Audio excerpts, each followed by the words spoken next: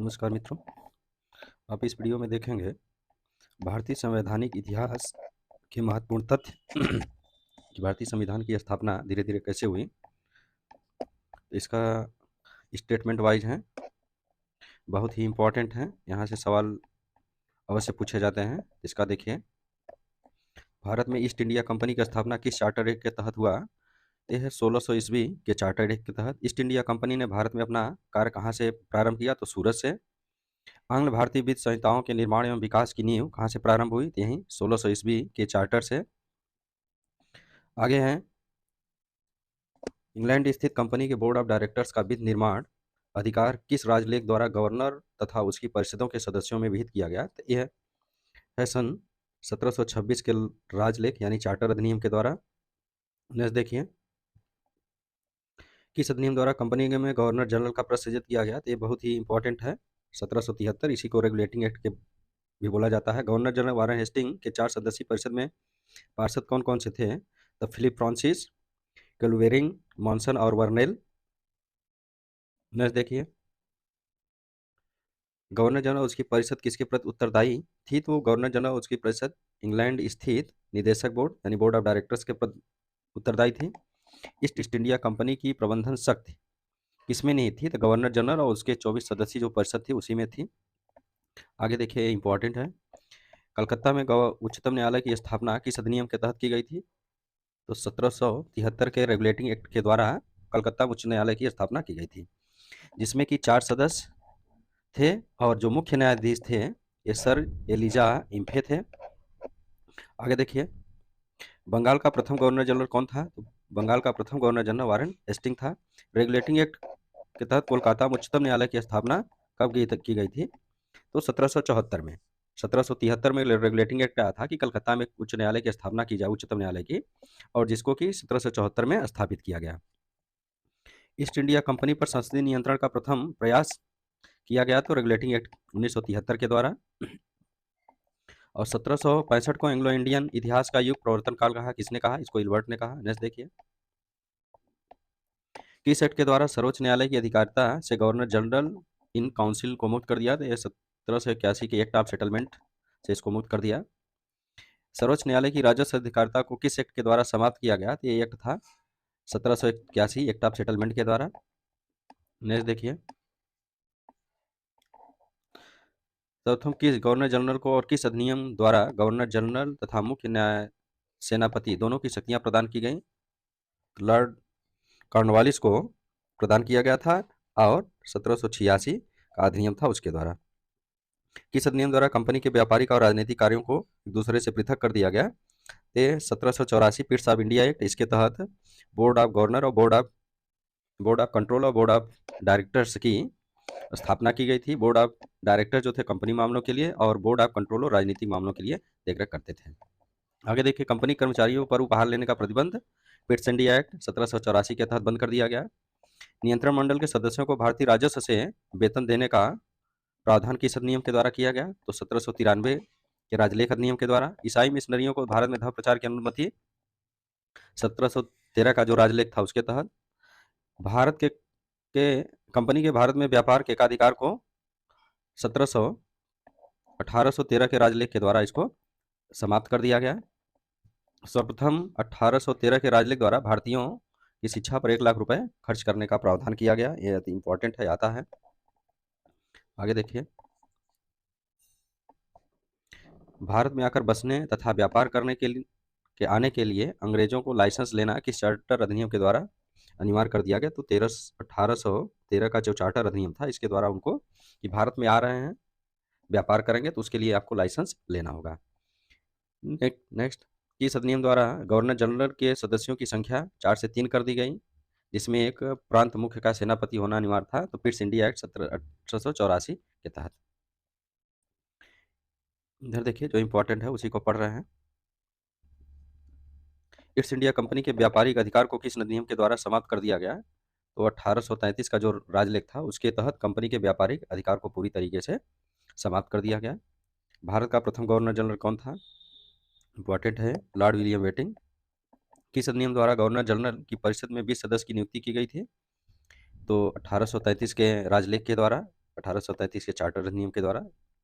अंग्रेजों को किस अधिनियम के तहत बिना लाइसेंस भारत में आने जाने, बसने और व्यापार करने की स्वतंत्रता प्रदान की गई थी? तो 1833 के अधिनियम के तहत। नेक्स्ट, सर्वप्रथम भारत में किस अधिनियम के में दिखाई देता है? तो 1833 के अधिनियम। नेक्स्ट देखिए, सर्वप्रथम भारत में शासन के केंद्रीकरण का प्रयास किस अधिनियम में दिखाई देता है? तो 1833 का जो राजलेख था उसी में दिखाई देता है कि भारत के शासन को केंद्रीकरण करने का प्रयास किया जा रहा है। इंपॉर्टेंट है। दास प्रथा को गैर कानूनी किस अधिनियम के द्वारा घोषित किया गया? तो 1833 के चार्टर अधिनियम के द्वारा। और 1843 में इसको पूरी तरीके से रोक लगा दी गई।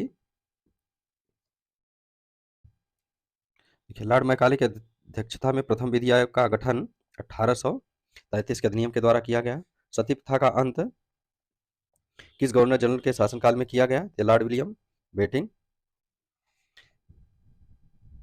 के तहत, लॉर्ड विलियम बेटिंग द्वारा ये किया गया, शारदा के माध्यम से।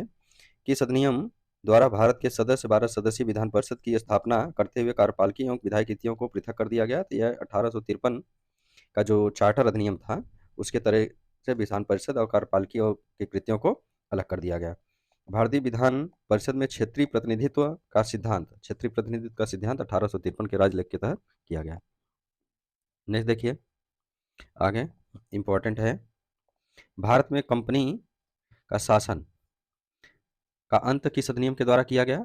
1858 के अधिनियम द्वारा। 1857 की क्रांति के बाद महारानी आती है यहाँ पे और उसके पहले के सब समाप्त हो जाते हैं। भारत शासन को कंपनी का शासन न करके 1858 के अधिनियम के तहत ब्रिटिश सरकार के अधीन कर दिया जाता है और कंपनी का शासन पूरी तरीके से समाप्त कर दिया जाता है। आगे देखिए, भारत में 1857 में कंपनी शासन के अंत के पश्चात संचालन की शक्ति में, तो यहाँ पे भारत मंत्री और 15 सदस्यीय भारत परिषद की स्थापना की जाती है और भारत का शासन संचालन उसी के तहत देखरेख की जाएगी।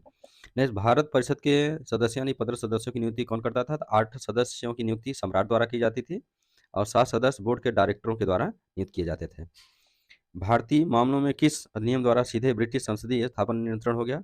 यही 1858 के अधिनियम के द्वारा। पिट्स इंडिया एक्ट के द्वारा जो बोर्ड ऑफ डायरेक्टर्स और बोर्ड ऑफ कंट्रोल की स्थापना की गई थी उसको समाप्त कर दिया गया 1858 के अधिनियम के द्वारा। और इसी एक्ट के द्वारा भारत का जो गवर्नर जनरल था उसका नाम बदल करके भारत का वायसराय कर दिया गया। भारत के शिक्षित वर्ग द्वारा किसे अपने अधिकारों का मैग्ना कार्टा कहा जाता है? इसी को मैग्ना कार्टा, जब भारत के शिक्षित वर्ग द्वारा 1858 का जो घोषणा पत्र था महारानी विक्टोरिया का, इसे मैग्ना कार्टा कहा जाता है।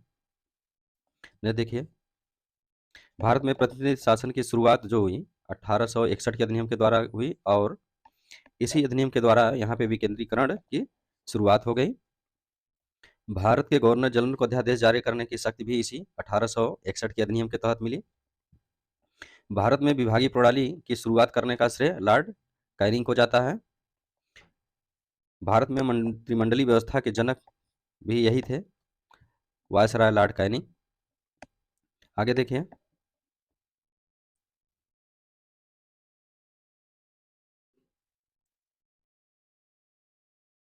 भारत में आंशिक रूप से सर्वप्रथम संसदीय व्यवस्था का प्रारंभ, ये संसदीय व्यवस्था का प्रारंभ 1892 से माना जाता है और इसी अधिनियम के तहत वार्षिक बजट पर बहस भारतीयों को करने का अधिकार मिला। यह बजट पे जो वार्षिक बजट होता था उस पर भारतीय लोग बहस कर सकते थे। आगे देखिए, 1892 के अधिनियम के द्वारा ही भारत में प्रतिनिधि सरकार की नींव पड़ी और पहली बार मुस्लिम समुदाय को पृथक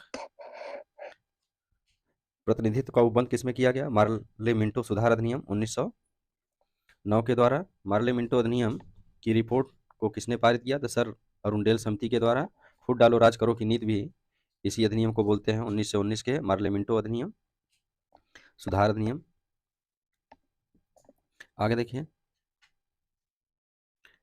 भारतीय सदस्यों को पूरक प्रश्न पूछने का अधिकार 1909 के अधिनियम में दिया गया। इंग्लैंड की भारत परिषद नियुक्त होने वाले प्रथम भारतीय कौन थे?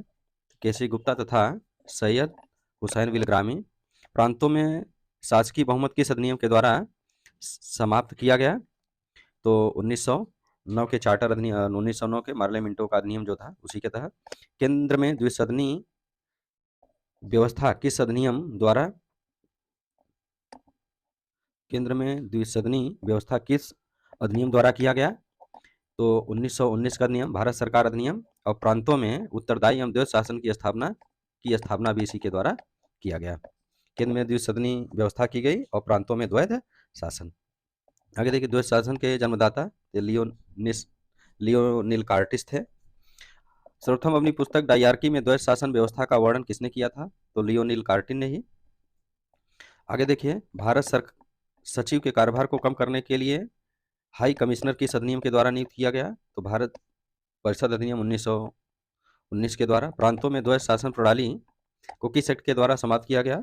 तो 1935 के एक्ट के द्वारा, अधिनियम के द्वारा, जिसको कि प्रांतों में द्वैध शासन की जो स्थापना 1919 अधिनियम के द्वारा किया गया था, उसको 1935 एक्ट के द्वारा समाप्त कर दिया गया। द्वैध शासन प्रणाली की असफलता की जांच समिति का अध्यक्ष कौन था? तो सर अलेक्जेंडर मूडी मैन। केंद्र एवं प्रांतों में प्रशासनिक शक्ति का विभाजन किस अधिनियम के द्वारा किया गया? तो अधिनियम 1919 का जो अधिनियम था, केंद्र में द्विसदनी और प्रांतों में द्वैध शासन की स्थापना, इसी तो यही विभाजन का दिया गया है कि किसके तरह अधिनियम में विभाजन किया गया था। आगे देखिए, भारत सचिव तथा उसकी परिषद का वेतन भारतीय राजस्व से दिया जाना बंद कर दिया गया। तो कब बंद कर दिया गया? 1919 के अधिनियम के द्वारा। ब्रिटिश भारत में महिलाओं को सर्वप्रथम मताधिकार कब शुरू किया गया? देखिए, बहुत ही इंपॉर्टेंट है, 1919 के अधिनियम के द्वारा। सांप्रदायिक आधार पर निर्वाचन प्रणाली को सिखों को कब लागू किया गया? तो 1919 के अधिनियम के द्वारा। जो 1909 का अधिनियम था, उसमें तो सिर्फ मुस्लिमों को दिया गया था, और 1919 के अधिनियम को और इसको बढ़ा दिया गया, सिखों को भी दिया गया इसमें। नेक्स्ट देखिए,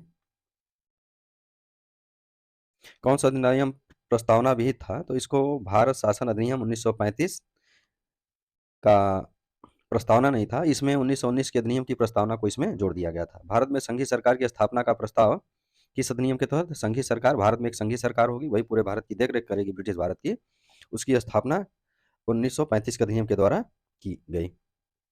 नेक्स्ट देखिए, भारत में संघीय सरकार क्यों नहीं स्थापित की जा सकी? क्योंकि देशी रियासतें संघ में शामिल नहीं हुई, क्योंकि अनेक देशी रियासतें थी जो कि संघ में शामिल नहीं होना चाहती थी, इसलिए संघीय सरकार की स्थापना नहीं हो पाई। केंद्र में द्वैध शासन व्यवस्था किस अधिनियम के द्वारा किया गया? तो 1935 का भारत शासन अधिनियम जो था, उसके तहत केंद्र में द्वैध शासन की स्थापना की गई। यहाँ पे देखिए कंफ्यूजन होता है कि प्रांतों में द्वैध शासन की स्थापना 1919 के द्वारा, केंद्र में द्वैध शासन की स्थापना 1935 के द्वारा किया गया। देखिए, भारत शासन अधिनियम 1935 द्वारा प्रांतों में किस प्रकार शासन व्यवस्था स्थापित की गई? तो स्वायत्त शासन व्यवस्था को स्थापित किया गया था। नेक्स्ट देखिए, भारत शासन अधिनियम 1935 द्वारा केंद्र और प्रांतों में शक्तियों का विभाजन का स्वरूप क्या था? यही देखिए, संघ सूची, प्रांतीय सूची या राज्य सूची, और समवर्ती सूची। इसी को हमारे संविधान में भी 1935 से जो कहते हैं उसमें ले लिया गया है, कुछ विषयों का उलटफेर करके। आगे देखिए, फेडरल न्यायालय यानी कि संघीय न्यायालय की स्थापना किस अधिनियम के द्वारा किया गया? तो फेडरल था 1935 के शासन अधिनियम द्वारा किया गया। संघीय न्यायालय को कौन कौन सी अधिकारिता प्राप्त थी? तो उसको प्रारंभिक अधिकारिता थी, अपीली थी और परामर्शदात्री, तीनों थी। भारत शासन अधिनियम 1935 द्वारा कितने प्रांतों में द्विसदनी विधानमंडल स्थापित किया गया था? तो 6 प्रांतों में इसको लागू किया गया था, स्थापित किया गया था। नेक्स्ट देखिए, भारत परिषद का अंत किस अधिनियम द्वारा किया गया? तो भारत परिषद का अंत 1935 का जो अधिनियम था उसके द्वारा समाप्त कर दिया गया। 1935 के अधिनियम के बारे में किसने कहा था कि यह अनेक ब्रेकों वाली इंजन रहित गाड़ी है? तो पंडित जवाहरलाल नेहरू ने 1935 के अधिनियम को कहा था कि यह इसमें ब्रेक तो अनेक हैं लेकिन इंजन रहित है, इंजन नहीं है। यह देखिए, भारत शासन अधिनियम 1935 द्वारा सांप्रदायिक निर्वाचन पद्धति का विस्तार कर इनमें किनको किनको शामिल कर दिया गया था? यहाँ पर देखिए, आंग्ल भारतीयों को, ईसाइयों को, यूरोपियों को और हरिजनों को इसमें सांप्रदायिक निर्वाचन का विस्तार इसमें कर दिया गया था। यहाँ पर देखिए, 1919 में क्या किया गया था? मुस्लिम को। 1909 में किसको किया गया था? मुस्लिम को। 1919 में सिख को, और 1935 में इसको ये पूरा बढ़ा दिया गया था। तो इस तरह से सांप्रदायिक निर्वाचन प्रणाली की नींव बढ़ती गई। ने देखिए, संविधान निर्माण है, संविधान सभा के गठन का प्रस्ताव सर्वप्रथम कब पारित किया गया था? तो ये 1942 क्रिप्स मिशन का जो प्रस्ताव था उसी के तहत ये किया गया था कि भारत में एक संविधान सभा का गठन किया जाए जो कि संविधान का निर्माण करेगी। क्रिप्स मिशन को महात्मा गांधी जी ने उत्तर दिनांकित से कहा था। क्रिप्स मिशन को मुस्लिम लीग ने क्यों अस्वीकार कर दिया? तो भारत विभाजन की मांग और संविधान सभा में पृथक निर्वाचन मंडल को स्वीकार नहीं किया गया था, इसलिए मुस्लिम लीग ने इसको अस्वीकार कर दिया था। कैबिनेट मिशन भारत कब आया? तो कैबिनेट मिशन भारत 1946 में आया। कैबिनेट मिशन के सदस्य कौन कौन थे? यदि पैंथिक लॉरेंस भारत सचिव थे, स्टेफोर्ड क्रिप्स व्यापार बोर्ड के अध्यक्ष थे, एवी अलेक्जेंडर नौसेना प्रमुख थे। नेक्स्ट, संविधान सभा में लगभग कितनी संख्या पर एक सदस्य नियुक्त किया गया था? तो 10 लाख की जनसंख्या पर एक सदस्य को नियुक्त किया गया था। संविधान सभा का निर्वाचन अप्रत्यक्ष निर्वाचन पद्धति से प्रांतीय विधान सभा के सदस्यों द्वारा किया गया था। आगे देखिए, संविधान सभा के सदस्यों के निर्वाचन हेतु मान्यता प्राप्त समुदाय कौन कौन से थे? वो सामान्य थे, मुस्लिम थे और सिख थे। आगे देखिए, संविधान सभा के कुल सदस्यों की संख्या कितनी निश्चित की गई थी? तो 389 थी। कि संविधान सभा के जो कुल सदस्य होंगे 389 होंगे। ऐसी कौन सी रियासत थी जिसके प्रतिनिधि संविधान सभा में सम्मिलित नहीं हुए थे? ये हैदराबाद की रियासत थी। प्रांतों को कितने समूहों में बांटा गया था? तो प्रांतों को 3 समूहों में बांटा गया था। समूह क हिंदू बहुमत वाले प्रांत थे, समूह ख में मुस्लिम बहुमत वाले प्रांत थे और समूह ग में असम एवं बंगाल का मुस्लिम बहुल क्षेत्र था। तो इस तरह से ये इंपॉर्टेंट क्वेश्चन थे जो कि संविधान निर्माण के ऐतिहासिक तथ्य बहुत ही इंपॉर्टेंट है। इसको आप 1-2 बार पढ़िए अच्छे से, याद हो जाएंगे आपको वीडियो देखने।